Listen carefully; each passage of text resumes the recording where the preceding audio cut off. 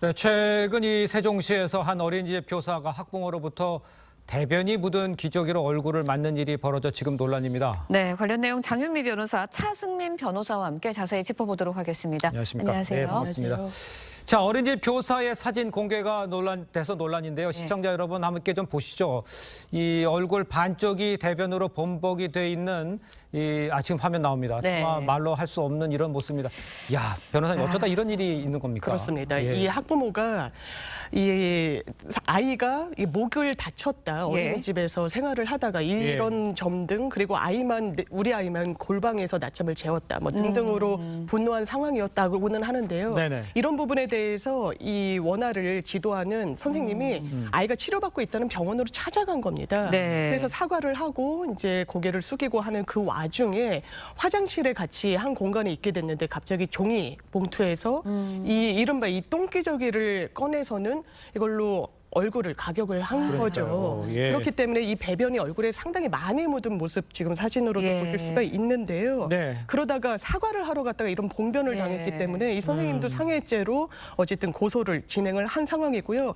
아마 가격에 이 물리력인 상황도 상당히 강했던 것 같습니다. 그렇습니까? 밖에 원장 선생님이 계셨는데 퍽 하는 소리가 들리길래 화장실로 들어와 봤더니 이런 참연이 좀 벌어진 상황이었다 이렇게 진술하고 있습니다. 예. 네, 앞서서 이제 장 변호사님도 살짝 말씀을 해주셨지만 해당 학부모, 정서적인 아동 학대를 당한 학부모의 절규로 봐달라라는 입장입니다.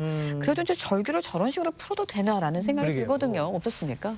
아이랑 관련된 문제여서 답답하신 점은 충분히 이해가 되는데 네. 그러니까 우선적으로는 사실관계를 좀 확인을 해보셨어야 한다는 생각이 듭니다. 예. CCTV를 확인하시거나 아니면 주변 학부모의 증언 같은 것들을 좀 확인하셔서 만약에 그 문제되는 상황이 기정사실이라고 한다면 예. 법적 절차를 거쳐서 수사에 의뢰하거나 그런 방식으로 좀 풀어나가셨어야 되는 것 같고요. 예. 우리 법제에서 사실 사적 보복이라는 게 허용이 되지 않다 보니까 이런 문제가 좀 생겨서 기저귀를 투척하거나 이렇게 된다면 변호사님께서 말씀하신 것처럼 지금 뭐 상해죄로 고소도 되어 있다고 하는데 형법상 폭행죄 이상의 죄책을 물을 수도 있겠다. 그래서 문제가 될 수 있다. 예. 무리가 된다. 이렇게 보여집니다. 알겠습니다. 네.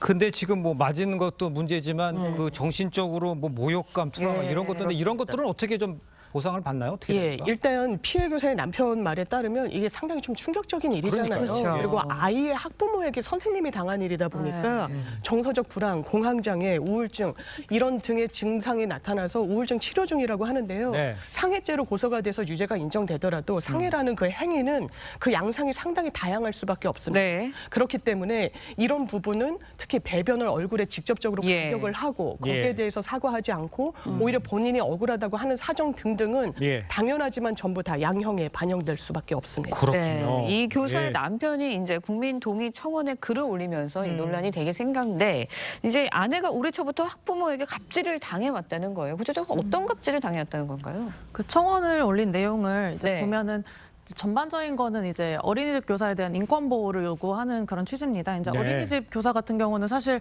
교원으로 지금 현재 법제상에 인정되지 않고 있어서 그 교원 보호에 대한 사각지대에 지금 놓여 있는 부분이 있는데요. 예. 그래서 그 남편이 청원한 내용을 보면은 네. 이제 막장 드라마에서 김치 싸대기는 봤는데 똥 싸대기를 볼 줄이야 예. 이런 식으로 이제 기재가 되어 있고 네. 올해 초부터 본인 아내가 이제 어린이집에서 폭언과 부당한 요구 그리고 아동학대 무고 등으로 이제 계속 고통을 받아왔다. 이렇게 기재가 되어 있습니다. 그래서 남편 본인은 아내를 믿지만 아동학대 부분에 있어서 뭐 수사상 결과가 나와서 본인이 책임을 지게 되더라도 현재 상황에서는 억울하다. 이런 입장입니다. 그렇군요. 네.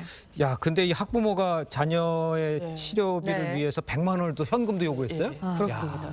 이게 사실 아니 아이를 빌미로 돈을 요구하나라고 오해를 또 살 수도 있기 때문에 상당히 자제하지 않을까 싶은데 저희가 실제로 어떤 자문을 해보면요. 이런 경우 상당히 또 많습니다. 교사에게 금전을 요구하는 경우들도 많은데요. 일단 원칙적으로 법적으로 내가 피해자라고 주장을 하게 되면 이 피해 회복을 사후적으로 보전받기 위해선 금전으로 받을 수밖에 없는 게 원칙이기는 한데 그렇다고 하더라도 교사에게 이렇게 돈까지 요구하는 게 과연 맞는 방향인가는 의문이 생길 수밖에 없고요. 이 학부모 같은 경우에는 아이가 목이 긁혔기 때문에 이 부분과 관련한 치료비가 필요하다 이런 주장 내놓고 있습니다. 네.